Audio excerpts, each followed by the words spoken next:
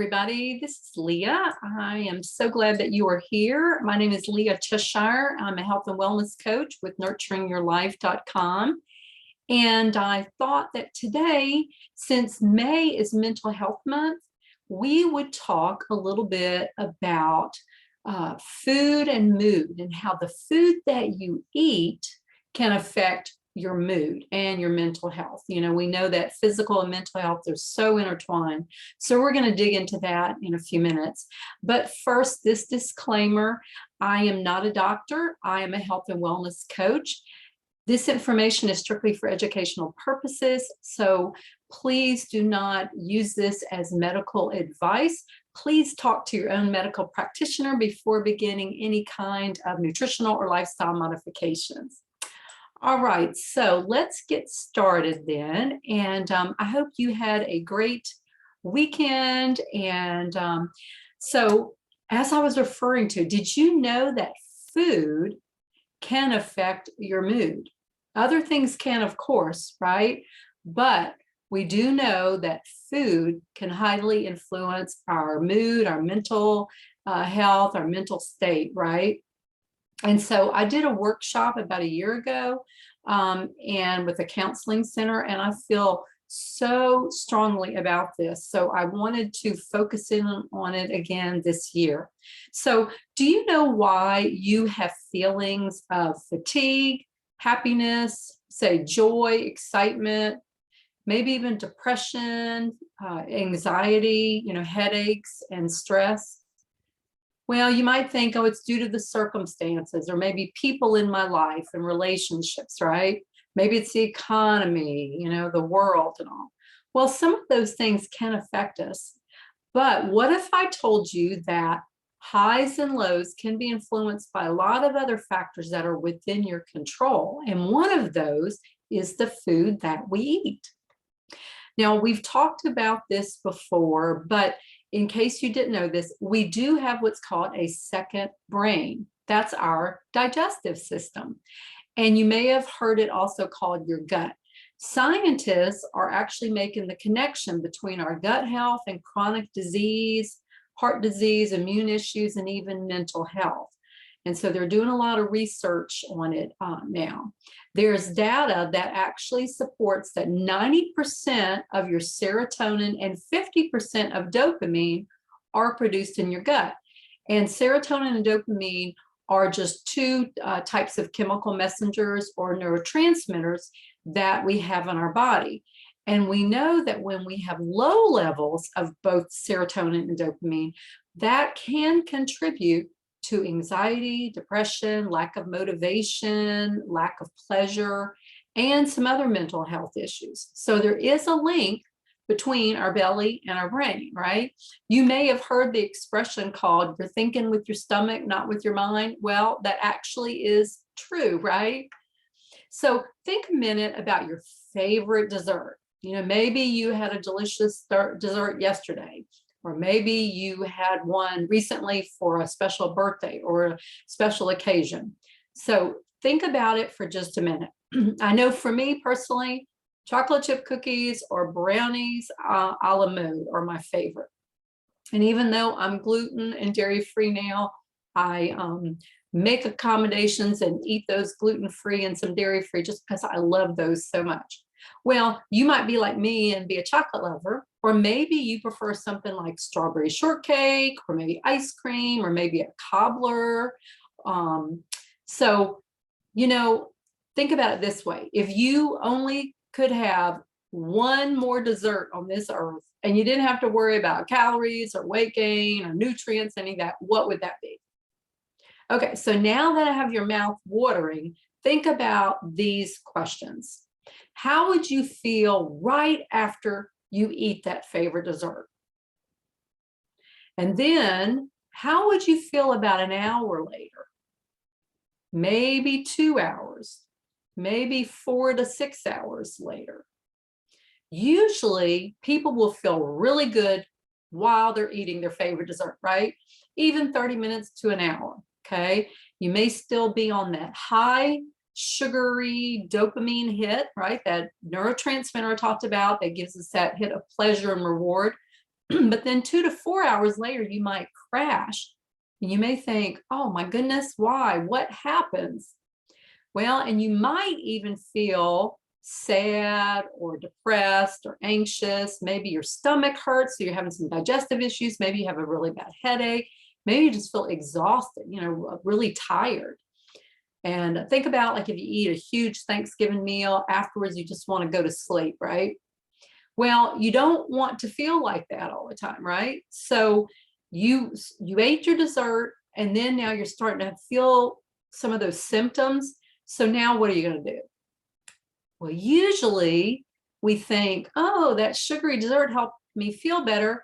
Let me just eat a little bit more, right? You see how this kind of crazy cycle, it's called the crazy dance. It just keeps on going perpetually, right? So if you think about it, you basically are contributing to your moods due to your food, right? So what can you do? Well, first off, is just to understand that there is a connection between what you eat, why you eat, and how you feel, right?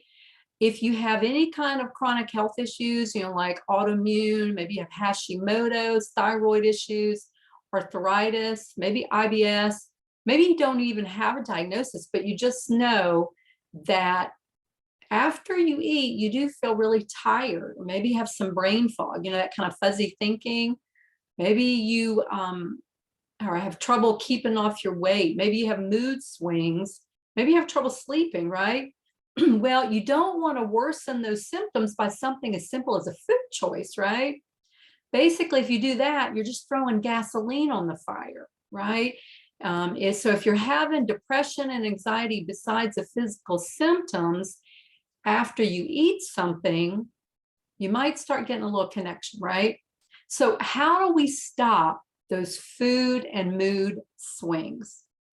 Well, besides being aware of it, making the connections, the next thing is making some simple, healthy choices and options, right? There's plenty of options out there.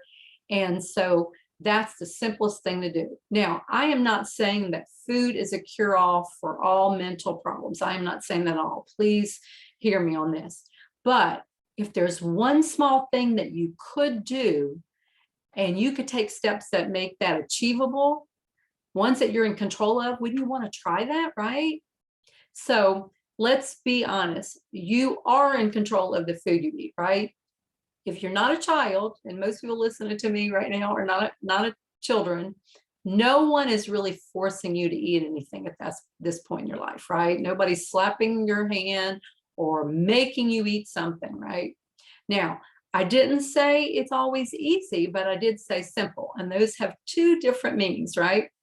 But you can simplify the healthy eating choices by just making some small daily changes, right? I'm not talking about going from eating standard American diet to tomorrow, just eating nothing but healthy foods, right? We want to talk about some simple steps that you can achieve, right? So let me give you an example.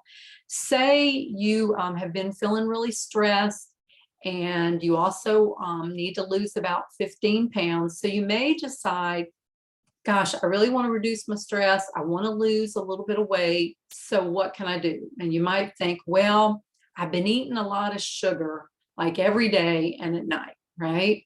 So if you've been eating, though, a lot of sugary and processed foods, you're not going to be able to do it cold turkey and just tomorrow completely go off everything, right? Or you're going to have mutiny on your hands, right? Your body will literally revolt, and your mental and emotional state is going to be such that you're going to just throw in the towel, right? I don't know. Have you ever been there before? I know I have when I've tried to do that. So let's say that you've actually been drinking a lot of soft drinks, and you might think, and you say to yourself, well, that has a lot of sugar in it. So I'm not going to say never going to eat another Coke for the rest of my life, right? No, because that's just unrealistic. But if you've been drinking, say, 3 Cokes a day, then maybe you could start off by just drinking 2 or just drinking 1, right? So you're not totally eliminating it, but you're just reducing it a little bit. And You do that small step, not just for one day, but you do it for a couple weeks so that your body and your mind, your physical and mental health can kind of catch up with what you're wanting to do. Does that make sense? I hope it does. Rome was not built in a day, right? And your health condition and where you are currently was not built in one day. So it's not going to change in one day, right? But it will change if you just take one day at a time and you're consistent with your small daily habits. I know one of my clients recently told me that she's having less brain fog and more clarity after about 3 to 4 weeks of implementing just some few simple steps, similar to the example I just gave you. And I really do believe that's possible for you as well. And so just on a note, I am seeing private clients right now. I have a couple spots open. So if you are needing to make some changes in how you feel, your mood, your weight, pain, fatigue, brain fog, and you seriously want some accountability from a health coach who I don't just work with clients, but I've walked the journey that you are, then contact me and we can figure out some time to talk and see if we'd be a good fit to work together. Remember, we often think that we are alone and nobody else is going through what we're going through, right? And that's not true.